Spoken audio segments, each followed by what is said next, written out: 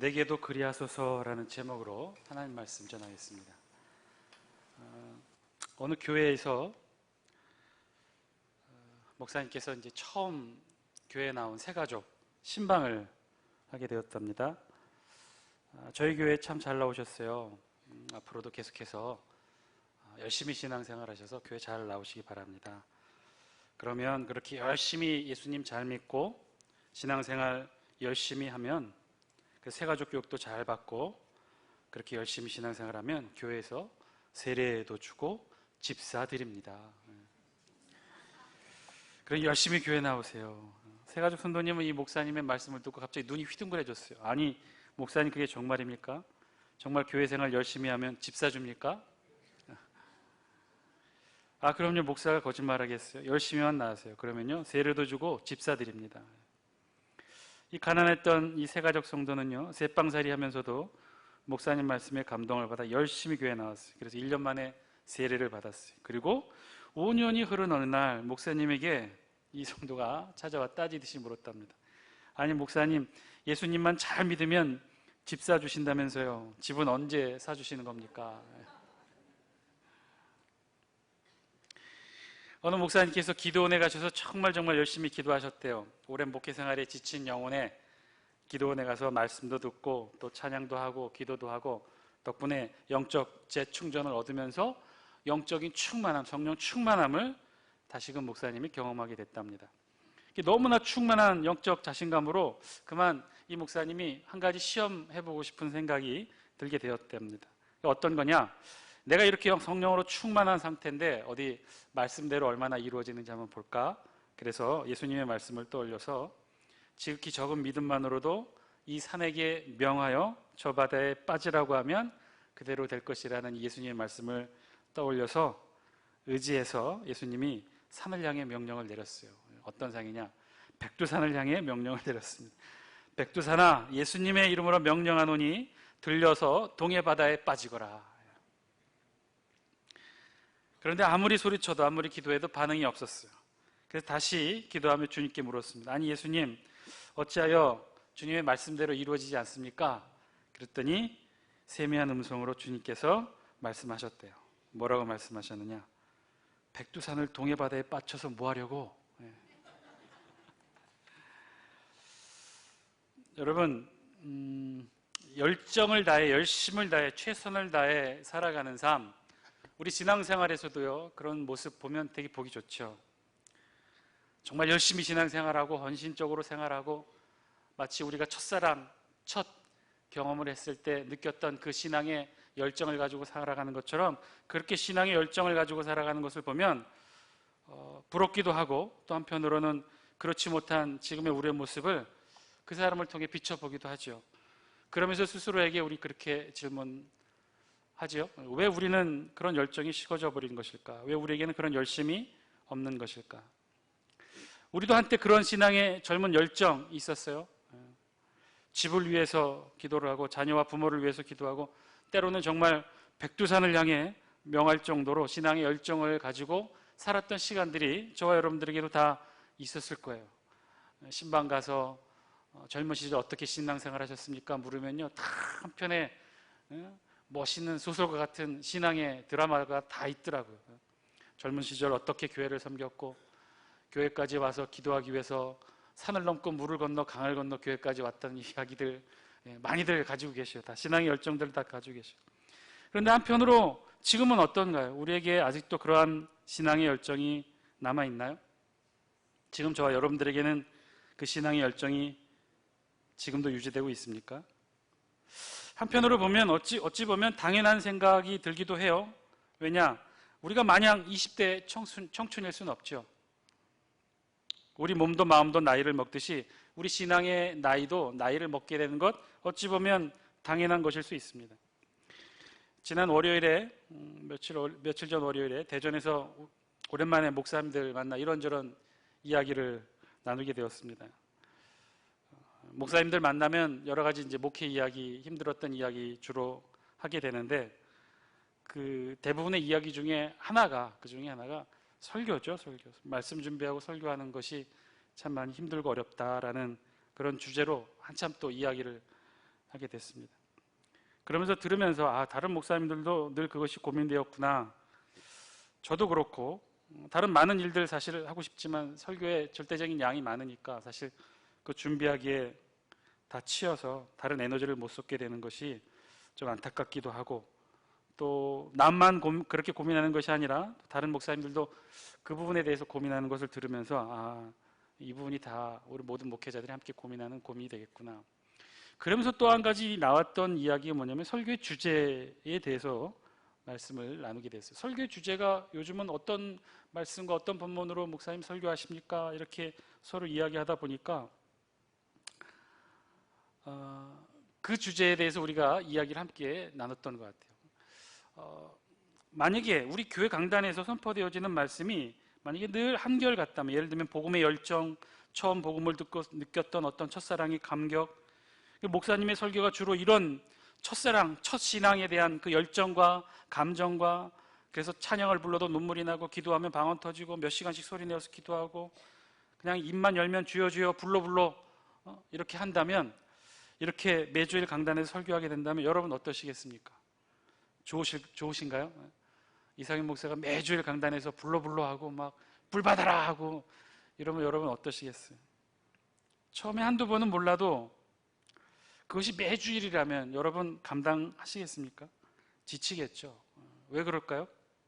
왜냐하면 우리의 이미 신앙의 상태가 그 상태가 아니기 때문에 그렇죠. 우리의 신앙의 나이가 이미 충분히 나이를 먹었기 때문에, 우리 신앙의 나이도 성장을 했기 때문에, 첫사랑의 열정으로 보냈던 그 20대 열정의 시간이 이미 지났기 때문에 그렇다는 거예요. 힘들다는 거예요. 어렵다는 거예요. 10년, 20년, 40년, 50년 신앙의 시간이 흐른 뒤 지금 우리가 신앙생활을 하고 있기 때문에 그런 신앙의 젊은 열정이 우리에게는 부담이 될 수도 있다는 것이죠. 그래서 지금 우리의 신앙의 모습, 어떻게 보면 지금 우리의 모습, 이런 모습이 너무나 자연스럽고 익숙하게 느껴지는지도 모르겠어요. 그저 어느 정도 열정은 좀 식어 있고, 말씀은 하도 들어서 이제 설교 앞부분만 들어도 본문이 무엇인지 알게 되고, 본문만 살짝 봐도 오늘의 주제 말씀이 뭐겠구나 다 이렇게 떠오르게 되고, 헌신도 봉사도 이제 할 만큼 다 했고, 수십 년 했는데 그만큼 했으면 됐지 뭐가 더 부족할까, 늘 이런 마음으로 헌신하고 봉사하고, 주방 봉사도 찬양대 헌신도 안내로 차량 운전으로 찬양으로 봉사할 만큼 했다는 거죠. 그래서 이제는 해 아래 더 새로운 것이 없어 보이는 바로 그 상태. 혹시 제가 이렇게 읊어드린 이 상태가 혹시 저와 여러분들의 신앙의 상태가 아닌지, 그렇다면 우리의 신앙생활 이래도 계속해도 되는 것인지, 이렇게 열정 없이 뜨거움이 없이 계속해서 신앙생활을 해도 문제가 없는 것인지, 뜨거움과 열정이 사라진 복음의 감격과 구원의 기쁨이 희석된 지금의 우리의 이 생활의 모습, 신앙의 모습으로 우리 정말 과연 우리가 그토록 목표로 하는 천국에 갈 수 있는 것인지. 오늘 본문의 주인공은요, 에서예요. 에서. 우리 다 함께 우리 30절 말씀 같이 한번 읽어볼까요? 30절입니다. 시작. 이삭이 야곱에게 축복하기를 마침에 야곱이 그의 아버지 이삭 앞에서 나가자 곧 그의 형 에서가 사냥하여 돌아온지라. 아멘. 야곱이 아버지 이삭 앞에서 형 에서의 흉내를 내어서 아버지를 속였어요. 그리고 아버지로부터 축복을 받았어요. 형 에서가 받을 그 축복을 야곱이 대신 받았던 것이죠. 그 축복의 내용이 무엇이냐? 그건 바로 우리 본문 앞절 27절로 29절에 기록되어 있어요. 어마어마한 축복을 받았어요. 우리 잠깐 어떤 복을 받았는지 살펴볼까요? 27절부터 29절까지 있는 말씀 영상을 통해 함께 읽겠습니다. 시작. 그가 가까이 가서 그에게 입맞추니 아버지가 그의 옷에 향취를 맡고 그에게 축복하여 이르되 내 아들의 향취는 여호와께서 복주신 밭의 향취로다. 하나님은 하늘의 이슬과 땅의 기름짐이며 풍성한 곡식과 포도주를 내게 주시기를 원하노라. 만민이 너를 섬기고 열국이 내게 굴복하리니 내가 형제들의 주가 되고 내 어머니의 아들들이 내게 굴복하며 너를 저주하는 자는 저주를 받고 너를 축복하는 자는 복을 받기를 원하노라. 아멘. 어마어마한 축복을 받습니다.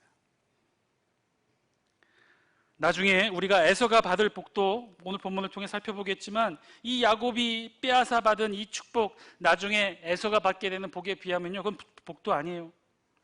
어마어마한 복, 열국이 내게 굴복하겠고 내 형제들이 내게 굴복하고 너를 저주하는 자는 너를 저주하는 자는 저주를 받고 너를 축복하는 자는 복 받기를 원하노라. 이런 어마어마한 복을 받고 야곱이 이삭의 방을 나가게 됩니다. 그러자 어떻게 됐어요? 곧 그의 형 에서가 사냥하여 돌아왔다라고 우리 성경에 기록하고 있어요.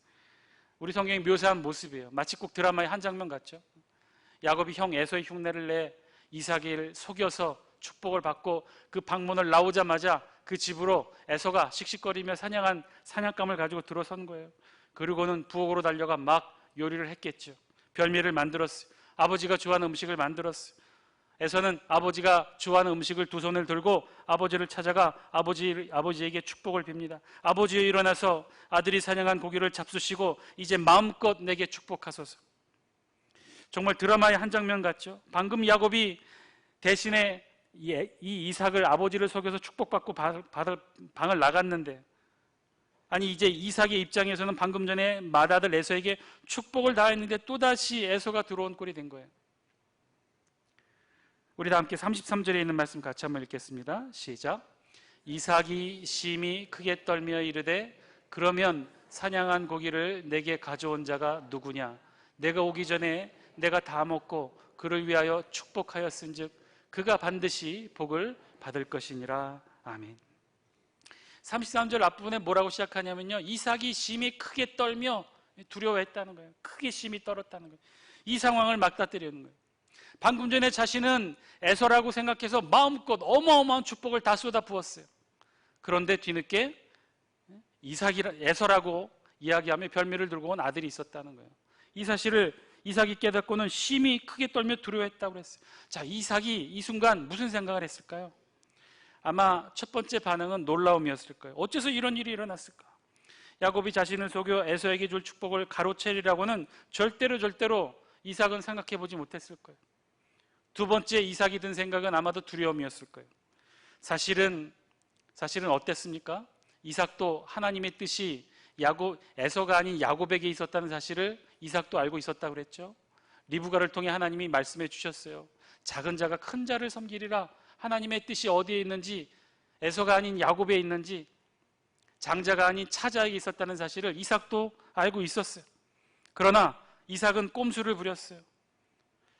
에서에게만 모든 축복을 주려 했던 것이죠. 자신이 보기에는 야곱보다는 에서가 더 마음에 드는 아들이었기에 야곱을 제치고 에서에게 모든 축복을 주려고 했어요. 그런데 어떻게 됐어요? 신묘막측한 하나님의 이 섭리에 다시금 이 이삭은 두려움을 느끼게 되었을 거예요. 그리고 세 번째는 결국 이제 홀로 남게 된 에서가 불쌍하게 보였을 거예요. 결국 일이 이렇게 되었구나. 결국 일이 이렇게 되는구나. 에서야, 내가 오기 전에 내가 다 먹고 야곱 그를 위하여 축복하였은즉 그가 반드시 복을 받을 것이니라. 이삭은 이제 허탈하게 에서를 달라게 됩니다. 이때 에서가 아버지 이삭에게 부르짖죠. 뭐라고 부르짖습니까? 오늘 설교 제목과도 같은 표현인데요. 우리 34절 말씀 같이 한번 읽겠습니다. 34절입니다. 시작. 에서가 그의 아버지의 말을 듣고 소리내어 울며 아버지에게 이르되 내 아버지여 내게 축복하소서, 내게도 그리하소서. 아멘. 내 아버지여 내게 축복하소서, 내게도 그리하소서. 아버지, 그 이름이 야곱이라 함이 합당하지 아니합니까? 야곱이라는 이름이 합당합니다. 그 이름답게, 야곱이라는 이름답게 그가 나를 속였어요. 그가 나를 속임이 두 번째입니다.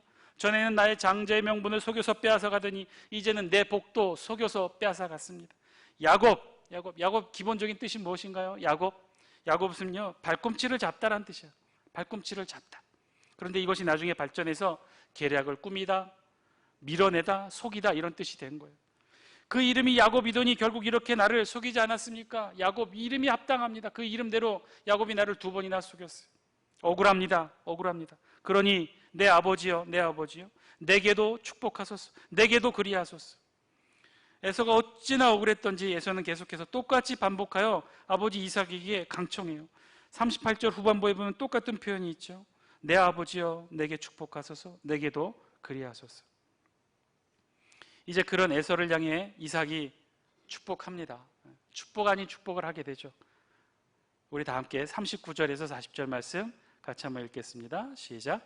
그 아버지 이삭이 그에게 대답하여 이르되 내 주소는 땅의 기름짐에서 멀고 내리는 하늘 이슬에서 멀 것이며 너는 칼을 믿고 생활하겠고 내 아우를 섬길 것이며 내가 매임을 벗을 때에는 그 멍에를 내 목에서 떨쳐버리리라 하였더라. 아멘. 어찌 보면 읽어보면요 축복 같지가 않아 보이죠?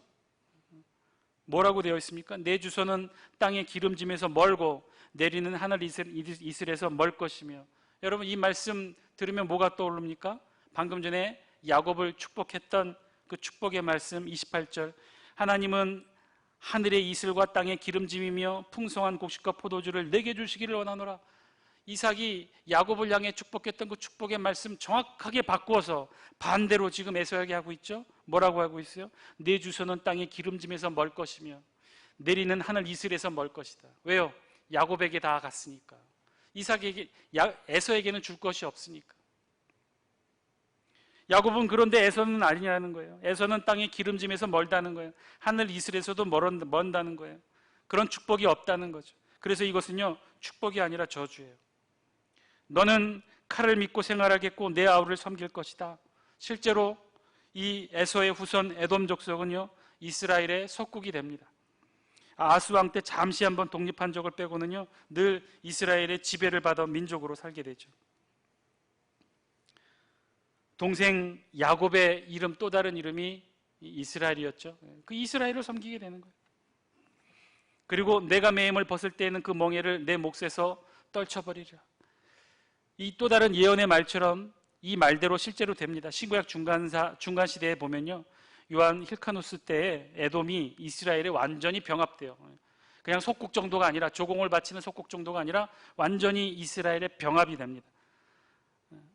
근데 이게 목의 멍에를 떨쳐내게 된 계기가 됩니다. 이스라엘이 완전히 병합되어서요 이스라엘 국민이 되는 거예요. 뭐만 받으면, 할례만 받으면 이스라엘 민족이 되었어요. 그래서 할례 받은 사람들에 의해 이스라엘 민족으로 받아주게 되었는데, 그렇게 해서 이 에돔 족속의 한 사람이 이스라엘의 왕이 된 사람도 있죠. 누구예요? 헤롯이에요. 헤롯. 에돔의 후손으로서 이스라엘의 왕이 된 인물 헤롯이 대표적인 에돔 출신의 왕이 됩니다. 내가 매임을 벗을 때에는 그 멍에를 내 목에서 떨쳐버리라. 이삭이 에서를 향한 축복 읽어보아서도 아시겠지만 이는 더 이상 축복이 아니었어요. 저주에 가까운 이삭의 예언을 에서가 듣게 되었던 거예요. 사실 이것도 말이 되지 않죠. 지난 시간에도 말씀드렸어요. 원래 아버지가 자식들에게 축복을 이렇게 하지는 않는다고 제가 말씀드렸죠. 장자와 차자 그 순서 다 있으면, 아들들이 다 있으면 각자 재산을 분배해 주듯이 하나님의 축복도 장자로서의 목과 차자로서의 목을 나누어 축복하게 되어 있어요. 다 골고루 축복하게 되었어요. 여러분 야곱이 12아들이나 되는 아들들에게 다 하나님의 축복의 말씀을 골고루 다 줬잖아요. 마찬가지예요. 똑같이 줄 수 있었어요. 그러나 이삭은 그렇게 하지 않았어요. 어떻게 했어요? 자신의 마음에 드는 아들이 에서였기에 에서만 따로 불러서 에서에게만 다 주었던 거죠. 그런데 그것을 지금 누가 다 가로채간 거였어요? 야곱이 가로챈 거였어요.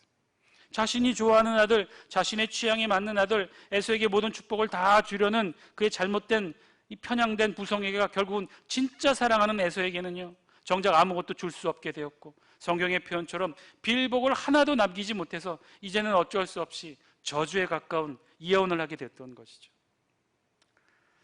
사랑하는 장숙계 성도 여러분, 오늘 하나님께서 말씀을 통해 주시는 하나님의 음성을 저와 여러분들이 들을 수 있게 되길 바랍니다.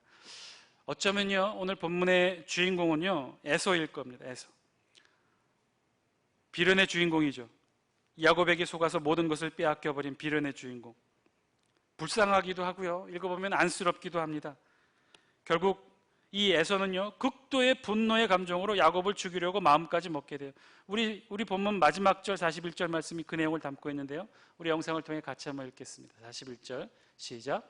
그의 아버지가 야곱에게 축복한 그 축복으로 말미암아 에서가 야곱을 미워하여 심중에 이르기를 아버지를 곡할 때가 가까웠은즉 내가 내 아우 야곱을 죽이리라 하였더니. 아멘. 에서가 어떻게 했다고 그랬어요? 분노의 감정으로 마음속으로 다짐했다는 거예요. 아버지를 곡할 때가 가까웠은즉 내가 내 아우 야곱을 죽이리라. 아버지가 곡할 때가 가까이 왔다는 건 무슨 뜻인가요? 이제 아버지가 연로해서 죽을 때가 가까이 왔으니 아버지가 죽기만 하면 내가 이 복수를 야곱에게 하리라. 야곱을 죽이리라. 그랬던 거예요. 그도 그럴 것이 이 당시 이삭의 나이가 몇 세였냐면 137세였어요. 눈이 이미 어두워 보지 못하는 상태였어요. 눈이 어두웠으니 에서인 줄 알고 야곱에게 축복을 했겠죠. 그래서 아버지가 이 137세가 되는 이 이삭 아버지가 죽기만 하면 이 결심을 행하리라 에서가 그렇게 마음 먹고 있었어요. 그런데요, 그것도 그렇게 쉽게 되지 않았어요. 왜 그래요? 어머니가 이 사실을 알고는, 이 어머니 리브가가 이 사실을 알고는 야곱을 라반의 집으로, 외삼촌 집으로 피난을 시키죠. 그런데 이것도요, 나중에 아버지 이삭이 죽으면요, 에서가 군사를 이끌고 쳐들어가서 야곱에게 복수를 하면 되었을 거예요. 그런데 그렇게 했어요? 못했어요? 그렇게 못했어요. 왜 그렇죠? 아버지 이삭이 곧 돌아가실 것 같았는데 눈도 어두워서 137세나 되셔서, 그래서 에서인 줄 알고 야곱에게 축복했던 이 아버지 이삭이 돌아가지 않았어요. 언제 죽었어요? 몇 세에 돌아가셨어요? 이 아버지가 180세에 돌아가십니다. 무려 53세, 그 일로부터 53년이나 더 사시게 됐던 거죠. 우리 성경 35장 28절로 29절 말씀 우리 같이 한번 볼까요? 함께 읽겠습니다. 시작. 이삭의 나이가 180세라. 이삭이 나이가 많고 늙어 기운이 다함에 죽어 자기 열조에게로 돌아가니 그의 아들 에서와 야곱이 그를 장사하였더라. 아멘. 아버지가 죽기만 하면 야곱 죽이리라 라고 복수까지 맹세했는데 결국은 못 죽였어요. 왜요? 아버지가 오래오래 사셔서. 그래서 어떻게 되느냐, 맨 나중엔 아주 사이좋게 야곱이랑 둘이서 아버지 장례를 치르게 됩니다. 에서는요, 정말 자신의 뜻대로 이룬 것이 하나 없었어요. 불쌍하게 야곱에게 치이고 어머니에게도 치이고 믿었던 아버지에게마저 에서에게는 도움이 되지 못했어요. 어떻게 보면 오늘 이삭과 야곱의 이야기에서 가장 불쌍한 삶을 산 사람은요, 에서 같아 보입니다. 복수도 하지 못하고 평생을 야곱의 그늘에 가려서 지내다가 결국은 그의 후손들도 이스라엘의 속국으로 있다가 기껏 이름 있는 인물 하나 배출한 것이 헤롯 하나였어요. 그 인생 에서나 그의 후손 에돔이나 불쌍하게 그지없어 보입니다. 오늘도 우리가 함께 읽은 본문 가운데 여러분은 어떤 말씀이 가장 기억에 남습니까? 저는요, 설교를 준비하면서 읽었던 오늘 본문 말씀 중에 아직도 38절 이 에서의 음성이 아직도 귀에 생생히 들리는 것 같아요. 우리 38절 말씀 우리 영상을 통해 같이 한번 읽어보겠습니다. 시작. 에서가 아버지에게 이르되 내 아버지여, 아버지가 빌복이 이 하나뿐이리이까 내 아버지여 내게 축복하소서, 내게도 그리하소서 하고 소리를 높여 오니. 아멘. 내 아버지여, 내 아버지여 내게 축복하소서, 내게도 그리하소서. 내 아버지여, 아버지가 빌복이 이 하나뿐이리이까. 사랑하는 장수교 성도 여러분, 에서는 왜 이런 삶을 살게 되었을까요? 이삭의 귀한 아들로 태어났어요. 야곱과 마찬가지로 에서도 오히려 장자로 태어났죠. 근데 왜 이런 삶을 살게 되었을까요? 복도 못 받고 결국 불쌍히 그지없는 삶을 살아가게 되고 그의 후손들도 마찬가지로 똑같이 운이 없는 이 삶을 살아가는 이유가 무엇이었을까? 왜 이런 삶을 살아가게 되었을까? 하나님이 처음부터 그렇게 정했기 때문에, 출생할 때부터 하나님의 뜻이 에서가 아닌 야곱에게 있었기 때문에 그럴 수도 있죠. 하나님의 섭리 우리 다 알 수 없어요. 인간의 뜻으로 바꿀 수도 없을 것이고 야곱도 에서도 사실은 그 크신 하나님의 뜻에서 자유로울 수는 없을 것입니다. 그런데요, 이 하나님의 뜻, 그런데 정작 야곱과 에서의 삶에서 차이 나는 것이 이 하나님의 뜻만이었을까요? 야곱과 에서의 삶에서 차이가 하나님의 뜻만 달랐을까요? 야곱도 에서도 자신의 삶에 충실했고 열정이 있었고 최선을 다했는데, 그런데 그래서 둘이 똑같이 열심히 살았는데, 그런데 결과적으로 하나님의 뜻이 에서가 아닌 야곱에게 있어서 이런 결정이 이루어졌을까요? 그래서 에서가 이렇게 비참한 삶, 불쌍한 삶을 살게 되었을까요? 아니요, 그렇지가 않아요. 에서에게는 없는 것이 있었어요. 에서에게는 야곱과 비교해서 없는 것 한 가지가 있었어요. 그것이 무엇이었느냐? 에서에게는요, 열정이 없었다는 거예요. 열의가 없었어요. 특별히 야곱에 비하면요, 에서는 그런 열심이 없었어요. 아주 쉽게 팥죽 한 그릇에 장자의 명분을 팔았어요. 자신의 장자의 축복을 지켜내기 위해 최선의 열심을 다하지 못했어요. 최소한 야곱보다는 야곱에 비해서 그랬다는 거죠. 어떻게 보면 에서는요, 지극히 평범한 삶을 살았는지도 몰라요. 잘못을 저지르지는 않았어요. 누군가를 속이지는 않았어요.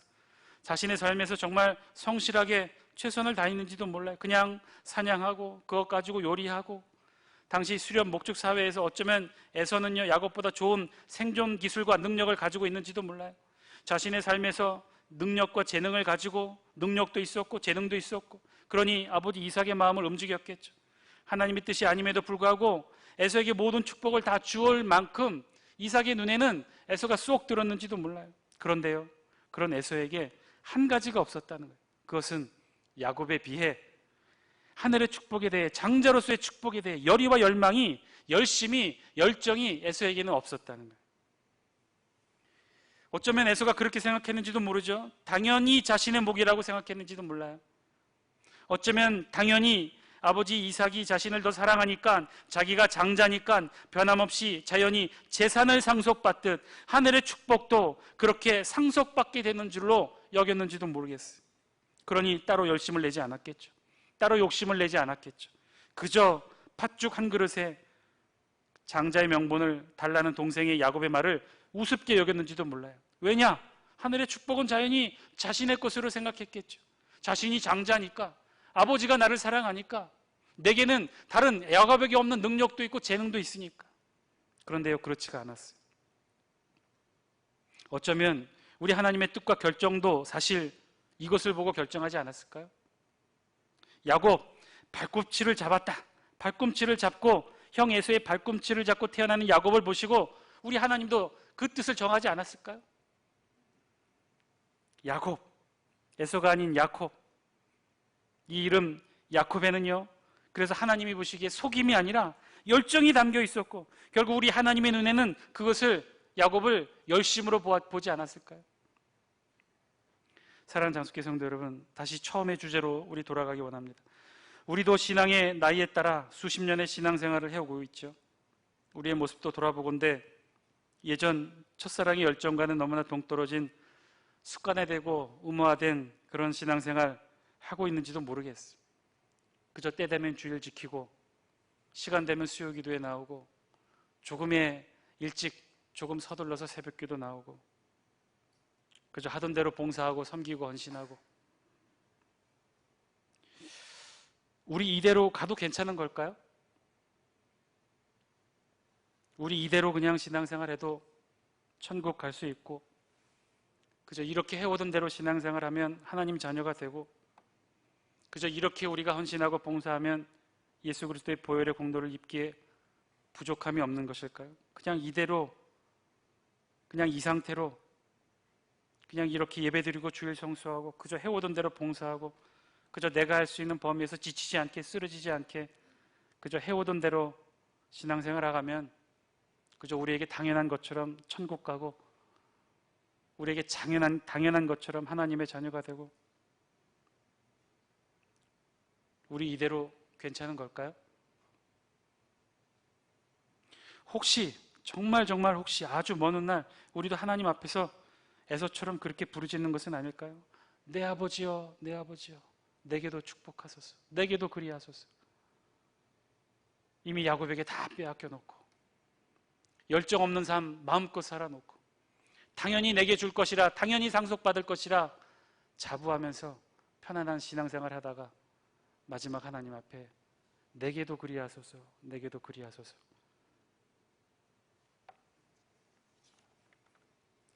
사랑하는 장숙회 성도 여러분, 아니요, 그렇지 않습니다.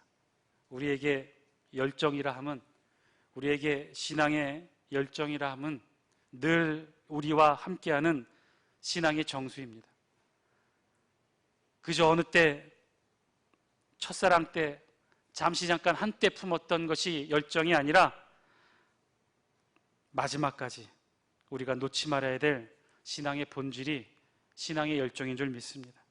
그 하나님의 구원 역사에서, 하나님의 우리의 천국의 여정에서 당연히 자연히 해오던 대로, 습관화된 대로 해오는 것은 없어요. 늘 새롭게, 늘 뜨거운 열정으로 우리의 신앙의 삶을 불태워야 합니다. 하얗게, 정말 하얗게 우리의 삶에서 신앙의 열정을 불태워야 돼요. 늘 우리에게 신앙의 열정이 있어야 돼요. 그래야 우리의 신앙도 의미 있고 먼 날 하나님 앞에 부끄럽지 않은 모습으로 설 수가 있다는 거예요. 에서가 아닌 야곱의 모습으로, 야곱의 열정으로 그렇게 마지막까지 신앙의 열정 잊어버리지 않고 살아가시는 저와 여러분 다 되시기를 주의 이름으로 간절히 축원드립니다. 우리 다 함께 이 신앙의 열정 가지고 함께 기도하기를 원합니다.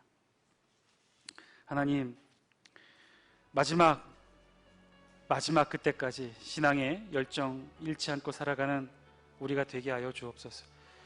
오늘 성경을 통해 부르짖었던 에서의 부르짖음이 우리의 마지막 부르짖음이 되지 않도록 내 아버지여 내게도 축복하소서, 내게도 그리하소서. 야곱에게 다 빼앗겨 놓고 마지막 아버지 앞에 부르짖는 허탈한 부르짖음이 되지 않도록 우리의 신앙 가운데 잃어버리고 사라졌던 신앙의 열정 다시 한번 되찾게 하여 주옵시고, 그 열정 붙들고 우리의 신앙생활 다시 한번 추스려 하나님 앞에 열정을 불태울 수 있는 우리의 신앙의 삶이 되게 하여 주옵소서. 우리 다 함께 이 기도 제목 놓고 통성으로 기도합니다. 기도하시겠습니다.